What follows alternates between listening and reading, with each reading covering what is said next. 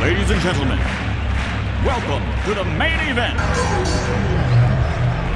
Let's get ready to rumble! Hello everybody and welcome to our match of Naya Bond versus Jund. The Naya player on the left is going to be going first. So they're going to go fetch, and depending on what build, they might have a Tournament Nakado, Monastery Swiss build, Goblin Guide, or in some cases a Cord Ape, which is the case for this one. And the Jund player is gonna Thoughtseize, take a look at the hand.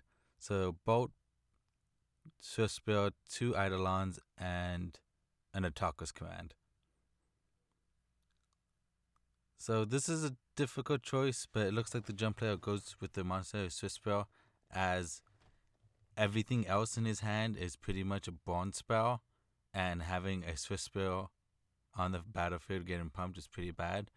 But heals a Goblin Guide, being able to attack with the Cord Ape for 4, which is pretty awesome for the Naya Bond player, and pretty bad for the Jund player. So even though that the Naya player is on 1 land, Bond doesn't require a lot of lands. They could usually function on 1 to 2, like if necessary 3 at max.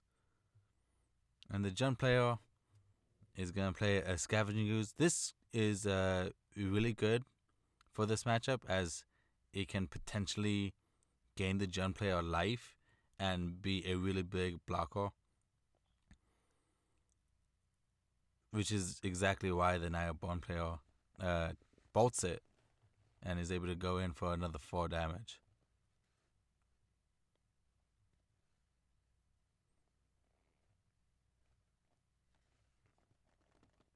And so the Jund player goes with Liliana of the Veil and forces the Naya player to sacrifice a creature, which is going to be Goblin Guide. Of the two, you would pick Goblin Guide always, because it could potentially give your opponent card advantage, while the Cord Ape doesn't give your opponent any advantage at all.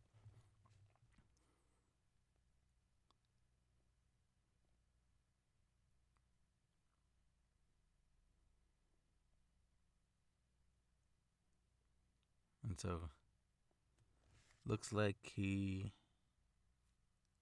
going to play an Eidolon. Now, Eidolon's really great, which is why it's a 4 in most Bond decks, is that Modern is a very low casting cost format, so having something that deals you damage because of that is really great. Now, the Cord Ape attacks the player. Liliana's not really a threat right now. It's going to have to tick up once more before it could cause the Bond player to sacrifice. And here's another Scavenging Ooze that was revealed off the Goblin Guide, but no green mana open, so there's no way for the Jund player to grow it and gain life. So at 4 life, a Bowish Charm or the Attackers command, which we saw in hand, he still has it, is gonna be lethal with this attack and this block. And there's the Attackers command, and as you can see, it just wraps up the board. And we're going to be going on to game 2. So the Jund player was in the middle of resolving his hand. He went down to 6. Looks like he's going to keep it, and he kept the scry on top.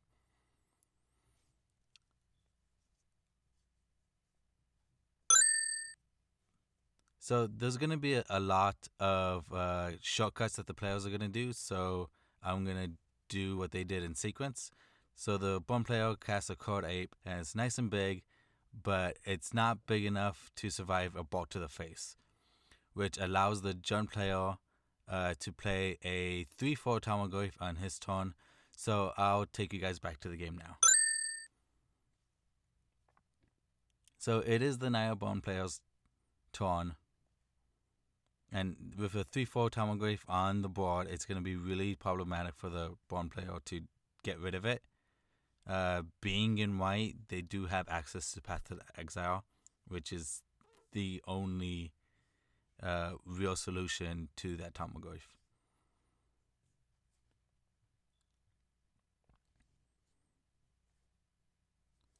So we got a fetch and a shock. So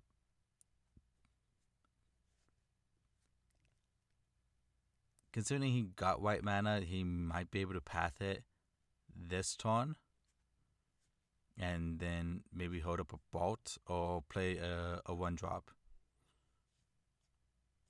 Or an Eidolon. Eidolon is acceptable. Unfortunately, a bolt to the face to the Eidolon is going to have enchantment in the graveyard, and now the Tarmogoyf is a 4/5 attack again. So that was actually a pretty bad turn for the Naya Born player. Even though it did end up doing 2 damage to the Gen player, it's just not enough. This Tarmogoyf needs to get off the board. Okay, so now the Born player has access to 3 mana. Again, another white. Hopefully he has a path, or so this game's going to be cleared out real quick for him. So he's double spelling into Goblin Guide and Swift Spell, with the both being haste. He's going to be able to attack in for 3. The Goblin Guide doesn't reveal any lands. And so the Naya Born player takes some time to think, and before damage is done, he's going to path the Goyf and attack in for 1 more damage for a total of 4.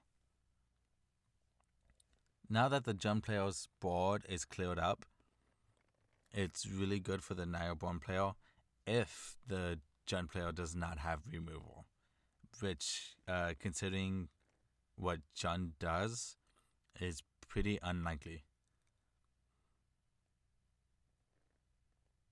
And so Jun player has the best form of removal, as in Damnation, which is just going to clear both of those for the price of 2 Terminates. And so here's the Nakado. It is pumped up, so it is a 3/3. So if it survives this turn, it can attack in pretty well. But Liliana is going to say no to that.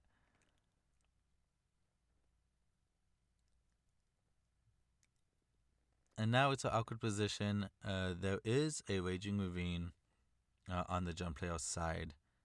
So he might want to save his Born spells for the Raging Ravine before it gets pumped. A simple Bolt or any other direct damage spell that Born player has access to will kill it before it just gets out of hand.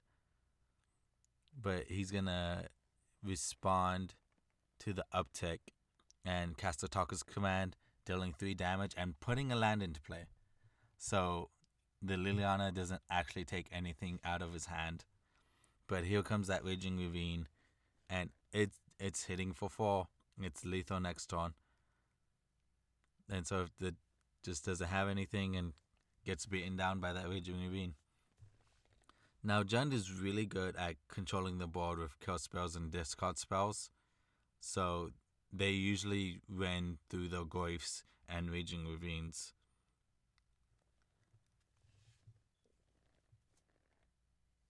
So here we go into game 3. And here's a Court Ape that's going to get bolted in the face again. I'm not really in love with Court Ape in the Born deck. I think another Born spell would be better. But to each their own. As you saw in the first game, Court Ape was fantastic. It ended up dealing, 6 points of damage, which no Born spell can do for 1 red mana.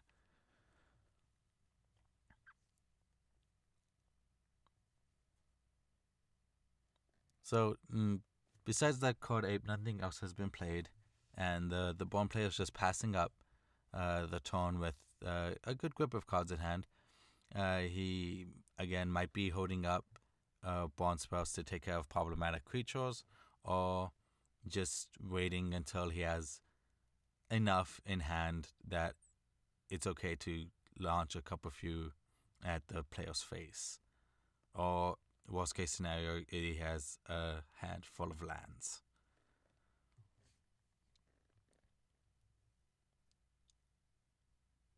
So it's a lot of land go in these early stages, which I think is really bad for the Bond player. John is absolutely favored in the late game, and here's Tasigor, which is he's a massive body.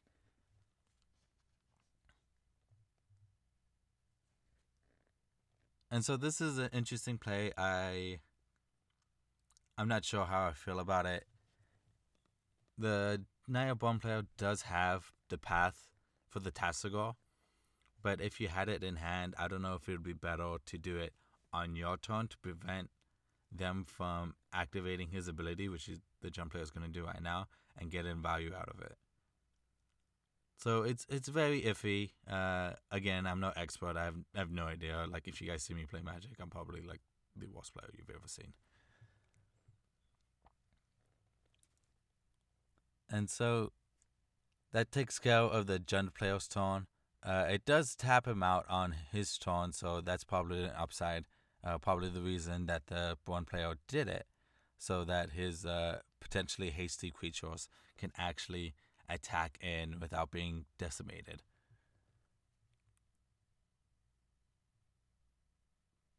So let's see if the Naya Bond player has actually any hasty creatures, and he does not. So this land go is being really bad. Again, as you can see right there in the center of the Jund player's mat is a Raging Ravine, which will take care of this game rather fast. And with Liliana ticking up, eventually she's going to be able to Factor Fiction the Bond player's lands and get rid of half of them.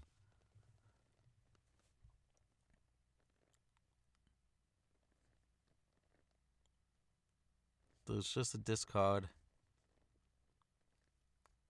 Lily's on 4. And the Bond player was about to play a land, and we considered it because it is fodder for Liliana's discard ability. So you if you have all gas in your hand and one land, keep the land in hand because Liliana's going to make you discard anyway, and you can just discard the land, as you see right here. So the Jund player isn't really pressing the matter damage-wise because it's not really necessary. He could keep plussing Lily and get rid of half of the Bond player's permanents. But the Bond player is going to try to get rid of Lily right now with a Boris Charm dealing 4 damage to her, and then Attacker's Command dealing the final point of damage with 3. But here we go. Raging Ravine trying to attack in, and the Bond player does have the path. So once again, we're at our stalled board state. They're both at the mercy of their top decks.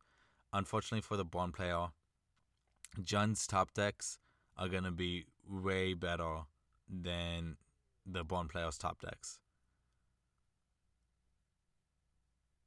And so here's a Inquisition, and before it resolves, the Bond player is going to Lightning Helix and Attacker's Command to deal 6 damage and gain 3 life. Which he was probably holding off to, again, maybe deal with another Raging Ravine, another problematic creature, or just try to stock up Bond spells in his hand until he's able to kill the Jund player. And so here's a Goblin Guide, finally a creature, but again, it's going to get decimated in response. So the Jund player has information about the top of his deck, and he doesn't like it, so he's going to go shuffle it away. Because what the Jund player wants now, best thing would probably be a Goif, which he rips off the top. Because it's huge and it's going to handle anything that comes from this deck. So they're going to be counting up graveyards. I do believe it's a 5/6. Yeah. The only thing missing in those graveyards is Artifact and I think it was called Tribal. That's the other subtype. And so here's Raging Ravine and the Goyf. And here's the bolt for the Raging Ravine, which is exactly why you would want a Goyf off the top instead of a Raging Ravine, because a Raging Ravine can be easily taken care of. But here's a Huntmaster of the Fells, which is a little bit of overkill, but it's reassurance that if the Bond player does pull a Path to Exile, that the Jund player is still going to be able to close out the game with the Wolf and the Huntmaster. And so the Bond player doesn't have the Path, doesn't have any responses, and he ends up losing. Now that game was really interesting. As you guys can imagine, Naya Braun is really popular, Jund is really popular. I feel like these are going to be a lot of decks that you're going to see at the upcoming GPLA. Speaking of GPLA, I hope you guys are ready for it. It's just next day. I'm excited. I actually am going to be running a Naya Braun deck, so I'm worried about the Jund matchup.